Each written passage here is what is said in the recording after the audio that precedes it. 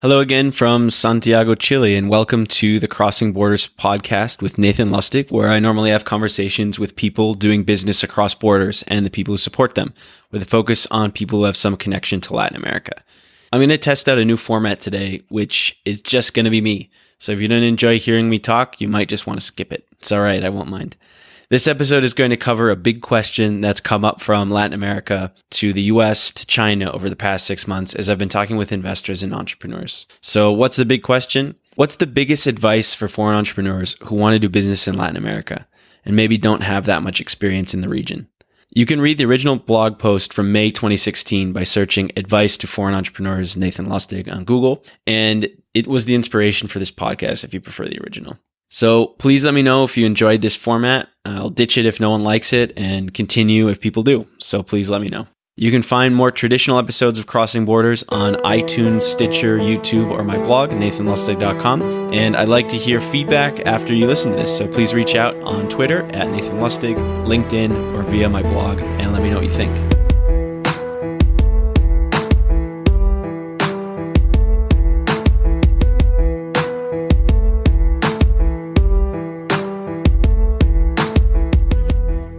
So I've been doing business in Latin America now for almost 7 years. It'll be 7 years probably when this podcast comes out. And I learned a lot over the 7 years.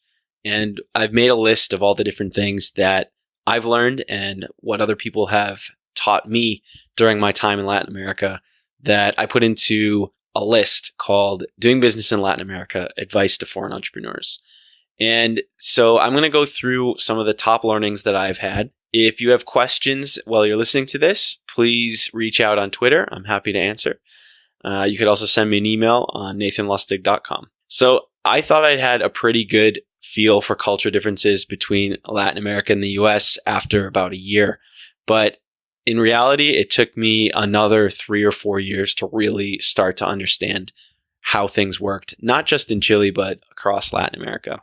So it may sound obvious, but each country has massively different cultural norms, and you may need to learn them if you're going to be successful. I would argue you probably should. So here's some of the things that I've learned over the last 7 years, and hopefully it jumpstarts your learning curve so you're more culturally proficient than I was when I first got to Latin America. So the number one thing is learn Spanish, or if you're in the case of Brazil, learn Portuguese. You don't want to give your potential client or business partner another excuse not to do business with you. It's already hard enough to do business, and giving people another excuse just doesn't make sense. So although most high-level people in Latin America should speak a decent amount of English, many won't.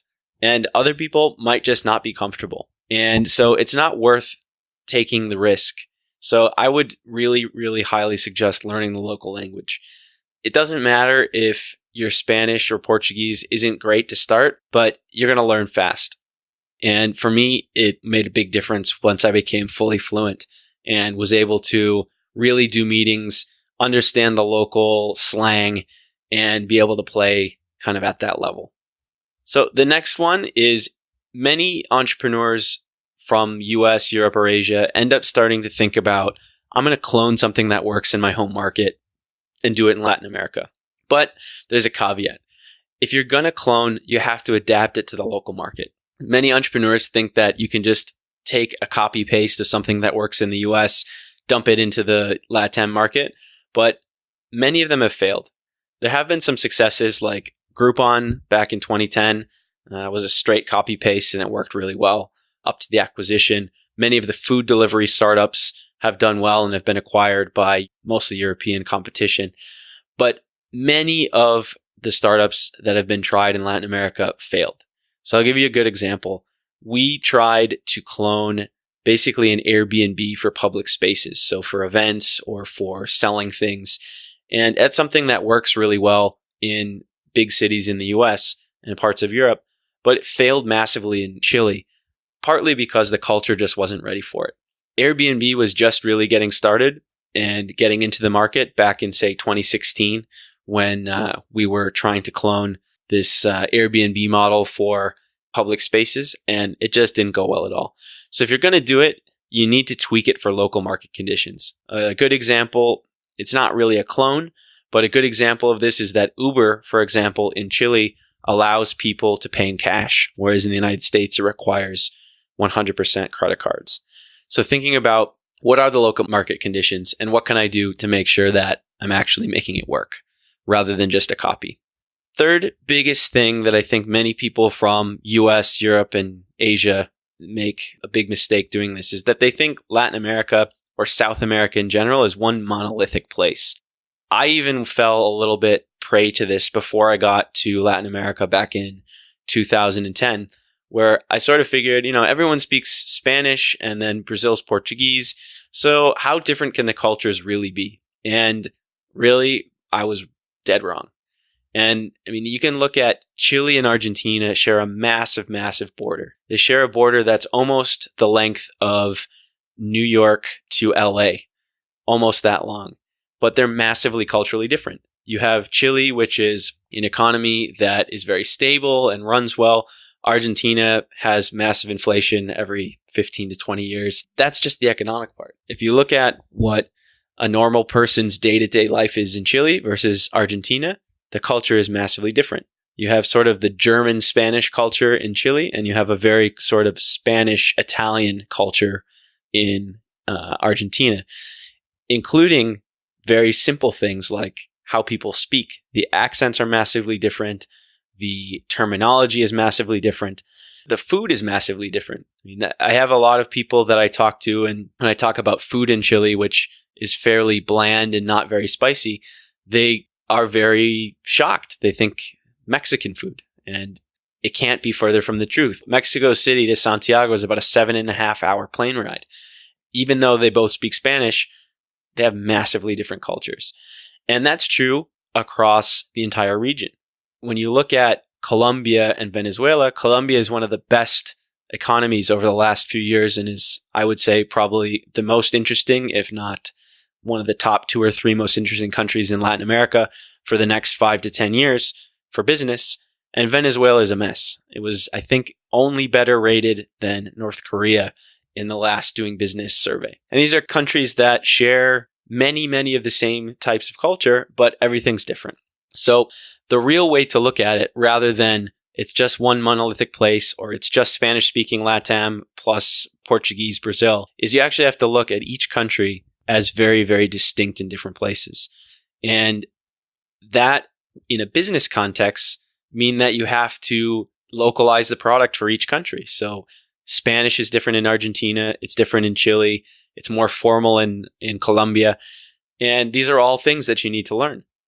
It's also important to think about, Mexico and Colombia are more formal in terms of dress than Chile is. There's all these different pieces to the puzzle. And it's really important that you don't think of Latin America as just this one place where it's all homogenous. So the next big tip is many entrepreneurs that come to the region, and this is also true of many entrepreneurs from the region, they don't realize that Latin America isn't Silicon Valley. And it's also not Madison, Wisconsin either, where I'm from. So Silicon Valley is a very special place where venture capital money flows freely and people share ideas and work on projects. And investors really understand the game that they're playing. The US is a special place where business is competitive. It's generally straightforward. People are willing to take chances, whereas Latin America is more conservative, and you can't really compare it to Silicon Valley. So there's a much different business climate, and that brings up issues in a couple of different ways. The first is that because there's a lot less capital in Latin America, there was only $2.3 billion invested into Latin American startups over the last 5 years. That's right about half of what Uber got from the government of Saudi Arabia in one round in 2017. There's less money. So different business models like building the next Facebook, which is going to require hundreds of millions of venture capital, is probably not going to work. It's going to be much, much more difficult to do that from Latin America. There's also the problem of income. So in Chile, 50% of people make minimum wage. And that's pretty common across all of Latin America. And I believe that it's only about 70% of people, when you get up to the 70th percentile, you're now at about 200 to 250% of minimum wage. And if you make 1,000,000 Chilean pesos, which is now about $1,700, that puts you in the top 10%. That's $1,700 per month. That's in the top 10% of income. So when you're thinking about business to consumer products, it's really difficult to do. Not to mention that Chile is a small country. It's only 17 million. So B2C products generally probably will work in countries like Brazil that are 200 plus million, in Mexico that's 150 plus million, whereas it's going to be much more difficult to do in other countries. So going along with that is you can't expect a Silicon Valley valuation. Exits are much harder to come by in Latin America, and when they do happen, they're for much smaller multiples than the multiples would be for a US, European, or Asian company. So if a venture capitalist is going to make any money, they have to invest at lower valuations to have any hope that they're ever going to exit for a good multiple and actually make money under these market conditions. So there may be more exits for higher multiples in the future. I personally believe that family offices, China, tech companies, and maybe even the US might start to buy some of LatAm's underpriced assets. But as an investor, I can't bet that that's going to happen. So one clear example of that is if you total up all of the different food delivery companies, so sort of could be the Eat Street or the Grubhub of Latin America, and you sum up all of them except for Brazil, it's going to be 15 times less than the food delivery company that got acquired in Turkey. Turkish company got acquired for 750 million, and one of the largest ones in Chile, which is 17 million people, got acquired for $1 million. Argentinian ones for a little bit more, Uruguayan one for a little more, Colombia for a little bit more, Mexico also. But we're talking about way, way lower multiples. If those same companies in Latin America had that kind of revenue in the US, they would have been bought for much, much more money.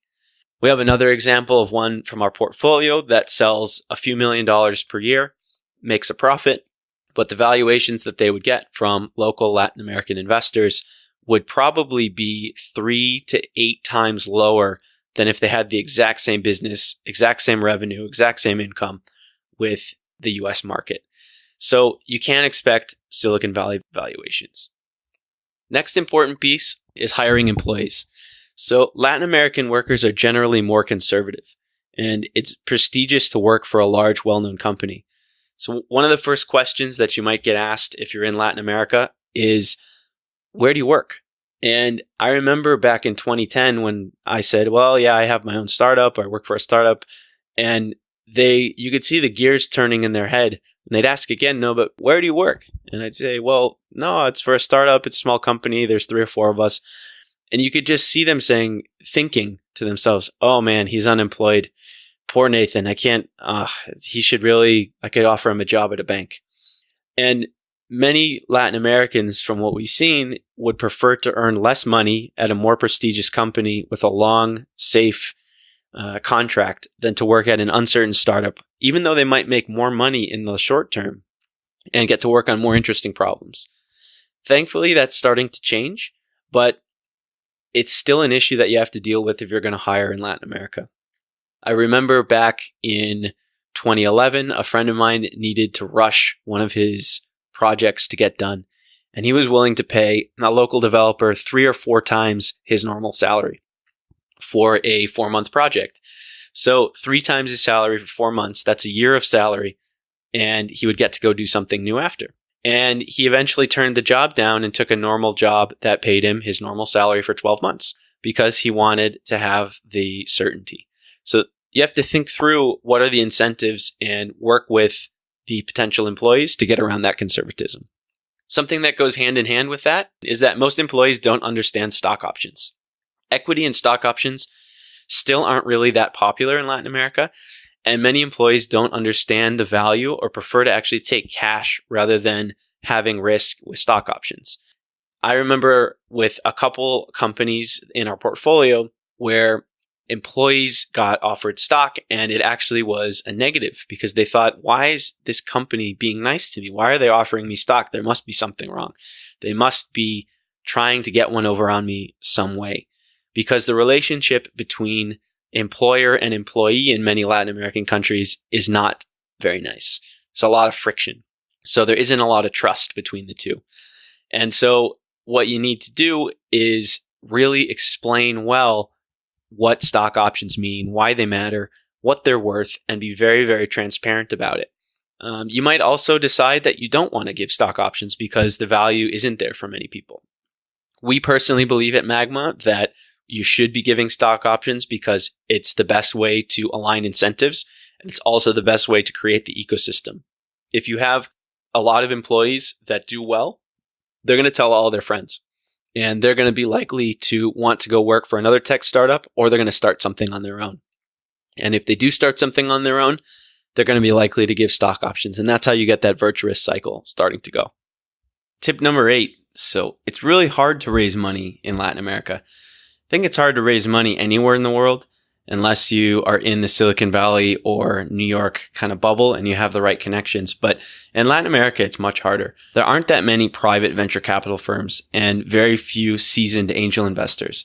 Most family offices don't invest in startups or new businesses. And when they do, they invest in old school kind of running EBITDA valuations, trying to get as much equity as possible. They might even structure deals like mining deals or oil and gas deals. There's a lot of government money floating around in countries like Chile, Peru, Colombia, Brazil, and Mexico, and now getting to start Argentina as well. But it usually comes with a lot of strings attached and sometimes bad terms that may not actually help you in the future. The market's improving, but it's still hard. I think there's probably only about 6 or 7 funds in Latin America outside of Brazil that I think are doing it in the right way and sort of like a US style venture capital firm, obviously adapted to the local market conditions. But most US VCs are not going to invest in LatAm deals. We just saw the first few deals this year with Andreessen Horowitz and Excel Partners investing in Rappi and Corner Shop. And there's also been a few different US VCs investing pretty heavily into Brazilian companies. But it's really hard to get a US venture capital firm to invest in a Latin American startup or even a US startup with a Latin American tech team, because US VCs get so much deal flow from US companies that are right on their doorstep. So it's much easier to ignore Latin America and pass on investing unless they have that physical presence where they can go see them in the US. So another interesting thing is in sales. So we've had to teach Latin American entrepreneurs to flip their sales pitch to the US, and US and other European entrepreneurs to flip their sales pitch for the local market. Why? Because in Latin America, most people are terrified of getting fired. That is their number one motivation is, if I try this new startup, will I get fired if it doesn't work well? Maybe you might get fired even if it does go decently. Whereas in the US, if I walk into your office in the United States with a new startup and I offer you a product that's going to give you 10% savings on your back office and you don't try it, and I go to your competitor and they try it and it ends up saving them the 10% or even 20 or 30, the person that I talked to who said no might get fired or have a strong talking to because they didn't try the new product. Whereas in Latin America, it's the exact opposite. If you try something new and it doesn't work, you might get fired. So people are more willing to pass on good ideas. And so what you have to do is flip it. You actually have to sell, if you're in Latin America, how can we do this where there's either multiple people taking the risk, so getting a bunch of people on the team to understand that they're taking a risk so that it's not just one guy who's going to get fired if it doesn't work, or to really underscore the fact that this is really low risk and the downside is not big. So rather than going in and saying, we're going to save you 20% on your back office costs, you would go in and talk about how this is new technology, very low risk, and we're going to build committee or consensus with committee in the team. And so that's a massive flip for what a US or European entrepreneur is used to doing. Next, and really important, and we talked a little bit about this before, but exits are much harder. So large Latin American companies haven't acquired startups yet. Foreign ones have just started to, and family offices are really just starting to invest and haven't really got to the acquisition stage yet. And so there aren't nearly as many acquisitions in Latin America as there are in the US. And there's two big pieces to why this is true. Big businesses in Latin America historically haven't been scared of startups. So they don't have the urgency to buy any startups to kill off the competition and stay where they are. I can remember even 2 years ago talking to owners of large retailing companies in Latin America and just sort of laughing when you talk about how tech startups are going to compete with them in the future. And they've so far been pretty right. But Amazon is now in Mexico and they just opened an office in Chile. And there's other tech companies that are coming in and now they actually are scared. So we may see some improved relationships with startups and maybe even some acquisitions. The second is that in the US, if you look at the companies that actually make acquisitions, most of them are either VC funded startups or they have gone public and they have public money. And as anyone would know, it's much easier to buy something if you're using someone else's money, investors or the public markets, than taking money out of your own pocket. And in Latin America, many of the big companies, even the public ones, are still controlled or have a big portion of the board seats controlled by families who started the companies. And so the families are thinking, should I pay $5 million for this startup or should I leave it in the company and know that I'm going to get paid my dividends at the end of the year or the end of the month? And so that it tamps down the pricing on these acquisitions. And so you have that combination of big businesses not being scared of startups and they're buying these startups with their own money, leads to much lower exits and much fewer. The next most important thing is software hasn't eaten Latin America yet. So if software is eating the world, then Latin America might be dessert. I've seen companies with hundreds of millions of dollars in sales using pen and paper to track inventory, Excel to keep track of work orders, and even typewriters in some business. Yeah, typewriters, 2017. Many US technology products aren't a fit for the Spanish-speaking market because they're in English, and they also don't fit local needs. So things like the value-added tax or EVA in Latin America may not be built into your CRM, or it might not be built into the invoicing software that you might use.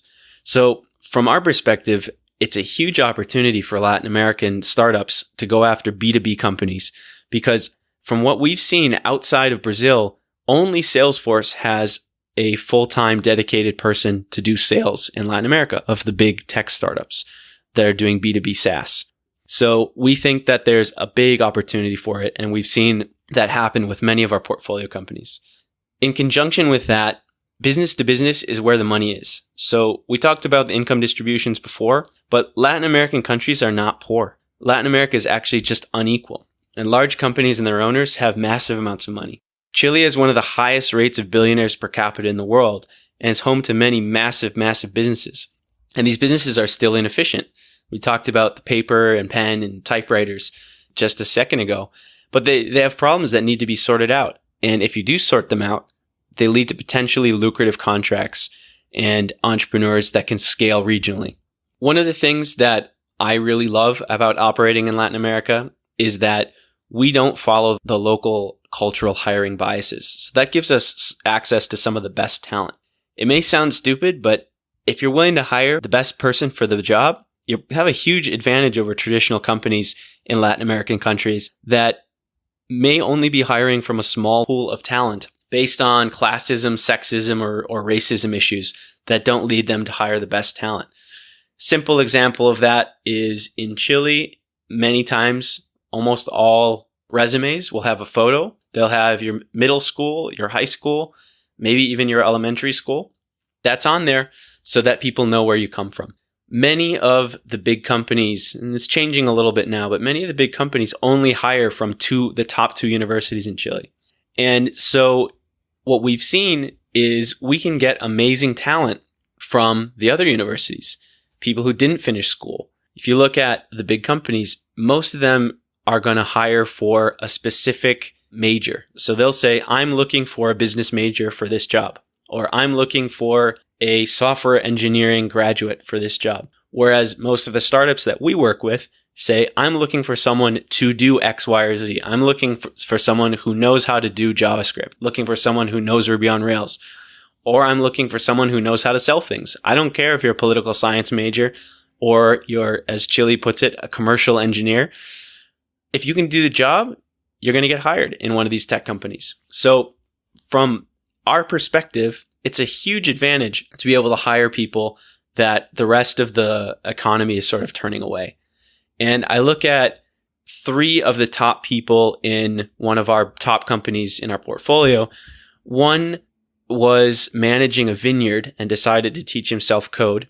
He couldn't get a job anywhere else because he didn't have a university degree in code. He had another university degree, but not code. Wasn't computer engineering. Another one of the top engineers was supporting himself, working nights, doing a manual labor job. And he actually had to drop out of university because he couldn't pay the bills. And in the US, if he had the exact same skills, he would have gotten hired immediately by a great tech company. We're able to hire him because most of the big guys wouldn't. That's a big opportunity. I can't underscore that enough, because when you look at the competition for talent in the US, especially in Silicon Valley and in New York, if you can get a stable pool of talent, it's a huge, huge, huge advantage. Facebook does the best job at retaining its engineering talent of anyone in the Valley, of the big companies. The average Facebook engineer stays for 1.8 years. Google's 1.1. And so if you can have a stable pool of talent by hiring and not following the cultural biases of Latin America, you're going to have a big advantage over even US-based startups. The next one is probably my favorite and is also probably the most frustrating, is that yes can mean yes. It can mean no. It can also mean maybe. No can also mean yes. It can also mean no. It can also mean maybe. So it can be really hard to get a straight answer out of people in a business meeting. Also, sometimes not in a business meeting, just in life.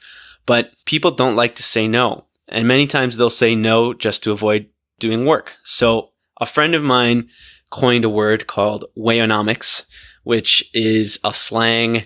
Weyon is like a guy. It could also be someone who's stupid or lazy. It could also just be like a friend or a dude in Chile. And economics, like economics. And so we created a chart that has the stated answer of yes, and then what do they really mean? So I'm going to go through the chart, and you can find the actual chart in all its glory. It's by searching Weyonomics Nathan Lustig on Google. And so if somebody says yes to doing business with you, their real answer actually could be yes. And the reason they've said yes is they want to do business with you. And so it results in a business deal. It's pretty rare that that happens, when you get a straight yes and they actually mean yes. You could get a yes, but they actually mean no. And the reason they're saying yes but mean no is they don't want to do business with you, but they think it's too rude to say no. And they're just sort of hoping for you to go away. And the result is usually 2 months of wasted meetings and effort. And you're not able to read between the lines that this was actually a no. It took me probably 4 to 5 years to start to figure out if it was a real yes or not. And I remember probably in 2014, maybe 2015, I was working with one of our portfolio companies and I was helping with sales. And we had a meeting set up with one of the potential clients, and he canceled on me at about, 3 o'clock for a 4 o'clock meeting on the day before a holiday. So it's clear he didn't want to go to do the meeting, but he had said yes, and he had reconfirmed in the morning. And an hour before, he said, we can't do the meeting because the sala de reunión, which is the meeting room, was occupied. And so the most kind of ridiculous part of it was our offices were 2 blocks apart. So he was trying to give an excuse to not do the meeting. And I said, yeah, that's no problem. Let's go to the Starbucks and buy a coffee, and I'll have the meeting there. I did that because I thought it was funny, and just to see if you would actually show up, to avoid saying, no, I want to be out of the office. I'm not going to buy from you. I want to go on the weekend. And the guy actually showed up, drank the coffee that I bought for him. We talked for an hour and then never heard from him ever again. How often does that happen? Fairly frequent. So you could also get another yes, and it means no, but it's a different kind of no. So they said yes to get you to stop bothering them, and then hopefully you just go away. Exact same thing, couple wasted months, emails, meetings, effort. Doesn't happen quite as much as the yes that means no, and they're trying not to be rude, but it's very common in customer service. You could also get a no that means no. That's actually my second favorite answer that I could ever have. And it means no because they don't want to do business with you. So you move on and go to the next one. Pretty rare when that happens. You could also get a no that actually means yes. How does that happen? Well, it's possible that they can actually do what you were asking to do, or they might want to do business with you, but they don't want to do the extra work to try to see if it will happen. And so a lot of times you can give up after getting the no because you assume they said no. But if you follow up and pressure, you actually get the deal done. And it's pretty frequent, especially in customer service. And so there's two ways to deal with that. The first is you can basically start to be really direct and almost authoritative and mean. And some people do that. I personally don't like it. The way that I deal with that situation is, and it seems to work most, is I sort of know the different ways that something could get done. And when I'm starting to think that it's possible what I want to have happen, but they don't want to do the extra work, I say, well, what if we did this and lay out the scenario? And what if we do that and lay out the scenario? And many times when you walk them through it, they'll be like, oh yeah, okay, let's do it. This guy's not going to go away. And it's really not that much extra work now that he's laying it out. So it's really important to understand the yes and no and what it actually means. And a lot of that, as much as you can listen to it and know that it's there, you just need to be in the business, doing the work, and have it happen to you a bunch of times before you start to understand. It's also a good reason to have a local partner who can help you through it. Another piece that I think is interesting is that it's true in any market, but being early is the exact same as being wrong. And so we talked a little bit about cloning in Latin America. Many times when you clone something for Latin America, it doesn't work because you're too early. It might work in 10 years. It might work in 5. I think that the Airbnb for public spaces in Latin America is a great idea. It's actually a better idea for Latin America than it is for the US because there's more spaces. Businesses are harder up for cash. So it makes total sense that this is going to happen at some point. But you need more infrastructure. You need more trust. You need a lot of different things to make it happen. And so we were probably 5, 7, 10 years too early for that. And in startups, that's just as good as being wrong. It's the exact same. So many founders, especially from US, Europe, and Asia, will come in with an idea and they'll just bang their head against the wall and they're just too early. And they'll blame the economy, they'll blame the local market, they'll blame Chileans, they'll blame Colombians, Argentines, whatever. But in reality, they're just early. And so you have to really be sure that the market conditions are the same. So you're not just copying and pasting. I think another one that's really interesting is bureaucracy. So we try to avoid bureaucracy as much as possible by incorporating most of our companies in Delaware as C Corps and try to pay people directly from that. But once you start building a team, you have to incorporate locally and have a local subsidiary. And you have to do that because for tax reasons, for one, for retaining employees, for all of the reasons of operating a business, you need to have the local subsidiary. It's just the best way. So you're going to have to deal with bureaucracy sooner or later. You're going to have to get proficient in going to the notary. So a notary, if you're not familiar with Latin America, is a hereditary position that has local territory, and they have to put their official stamp and signature on any document to make sure that it's real. It's not like in the US where anyone who's a lawyer or takes the class can be a notary. So you might have to wait in long lines to get stamps on things that you wouldn't in the US. You also have to pay for that. Banks, for example, won't open a bank account for many people without a long history of income. And there's lots of government rules that don't really make sense, where most likely the person who wrote the rule never actually started a business themselves. And it doesn't really make sense, but you just have to laugh it off and do it. So one of these good examples is, and it's starting to change again, opening a business in the US versus Chile, including opening a bank account and getting everything done, getting your tax ID. So now in the United States, I can start a Wisconsin LLC or online, 10 minutes, pay $130 online, don't have to go to the notary, there's no legal fees. I can get my tax ID from the IRS in 5 minutes. Then I can take those printouts, walk over to the bank or drive over, and they'll open an account. They'll let me deposit $50 and I'm all set. I'm good to go. There's no monthly fees.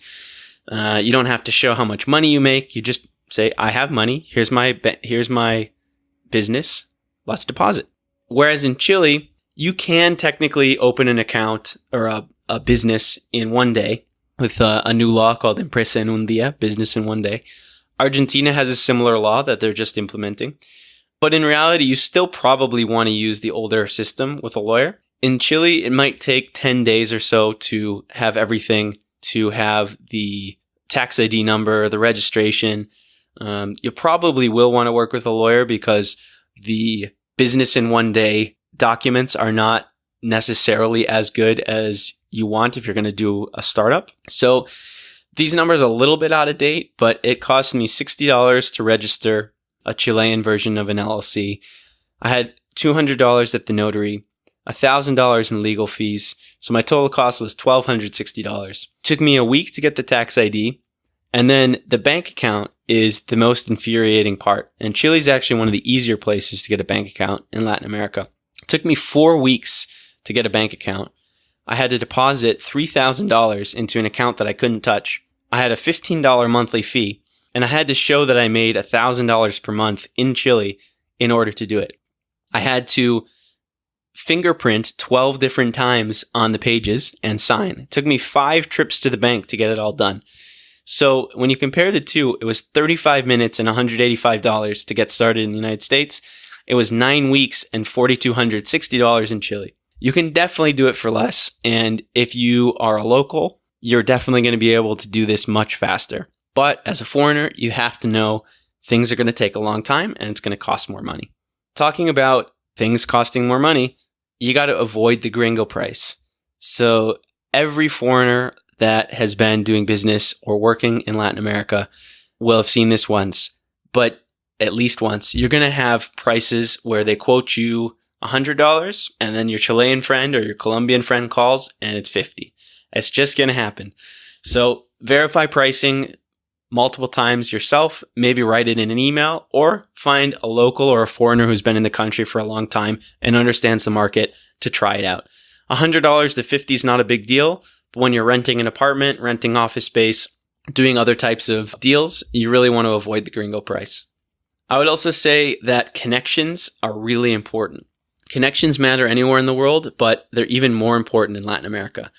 So I'm going to use Chile again as an example, but this is very true in Mexico, Colombia, Argentina, Brazil as well. There's a small number of very wealthy families that control a big chunk of the economy, and then there's another big chunk of wealthy families that control the next big chunk of the economy. So Chile, maybe there's 7 very, very, very wealthy families, and then maybe 200 to 400 more that control the next big chunk. And if you're not in one of those elite circles, you might not get access to meetings that you need to get the deal done. But maybe they will take the meeting.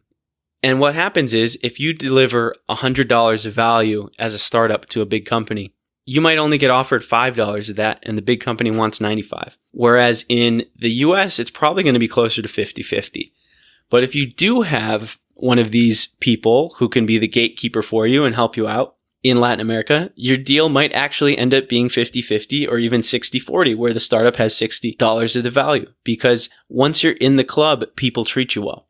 And it's really important to understand that that's happening. And then also try to find a local partner who can help you through that. One of the funniest things about Latin America for me is with customer service. If they don't help you out on a customer service line, so any helpline, hang up and call again. Ask for the same thing. It might take 3, 4, 5, even 10 calls, but someone's probably going to solve your problem. And so I was really shocked to find that that worked. But after being hung up on with difficult problems or even just being an annoying client with a terrible Spanish accent from the beginning, people would hang up. And so I started doing the same. I would hang up when I didn't get the answer that I wanted at customer service. And so if I called back and 3 or 4 times I got the same answer, it was probably the right answer.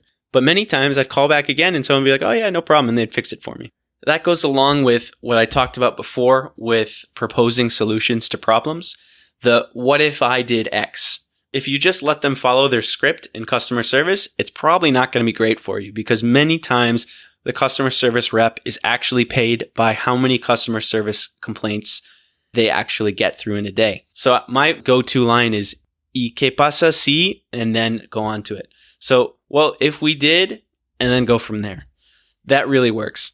And in conjunction with that, not taking no for the answer right away is really, really important. If someone tells you it can't be done, make sure that it actually can't be done, because most of the time it actually can. If you accept the story the first time, you're probably not going to get anything done.